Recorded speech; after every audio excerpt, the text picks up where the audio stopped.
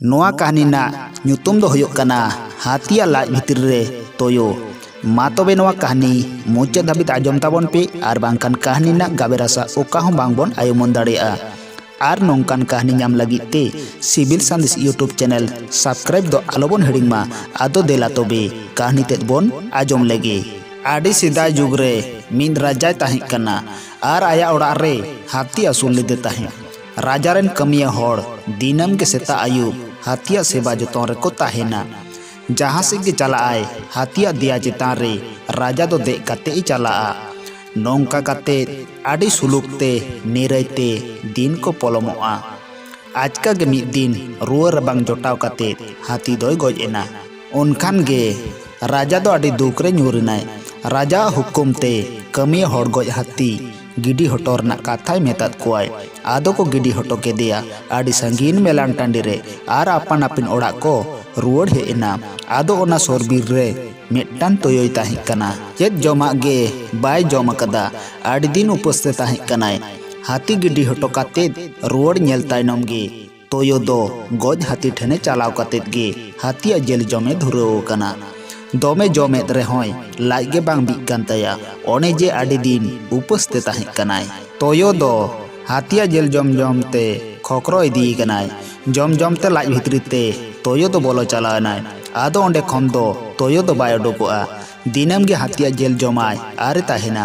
आयमा दिन गे होय गोद कना तोयो दो दोमे मोटा कनाय जेल जम जम ते आर हाथी हो रोहड़ चला कनाय जाराल जाराल सितुंग ते। खान चोपोत चला कनाय हारता को हों केटेज अकना। तोयो हाथिया लाय रे जहाँ औरते बोलो लेनाय चोपोत आर केटेज अकानते ओना हरदो एसेट चाबा अकना।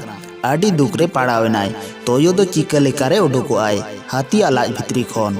चेद हों गुणी भाभी काते बाय नामेदा।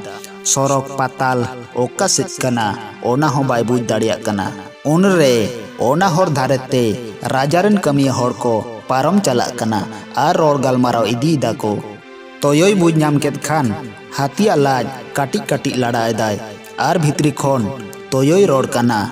इंग्रेन राजा चलाव काते मेताय पे मिदगेल केजी गौतम आगु काते इन्या हड़मो रे दुल मेताय पे एडे खान गिन बांचाव रुड़ोआ। ओना को कथा आजम काते कमिया हड़ आड़ी जोर को हाड़ा एना।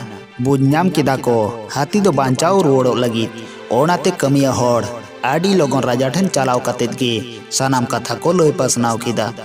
कमिया हड़ा कथा आजम काते राजा दो मिद घड़ी आड़ी हाड़ा काते थीरिनाय आर मिद घड़ी तायनम खान गे आड़ी जोर कुसी रस्कय बुझाव केदा। आदो राजाय हुकुम केदा इंग्रेन सादर हाथी जुदी बांचा खान मिदगेल केजी दो चेदा 100 केजी गौतम किरिंग अगुई पे आर हाथिया दिया रे दुल पे। राजा रेन हड़ चलावेना को गौतम आते आर हाथिया दिया रे गौतम दुल काते आर को मालिशे कना।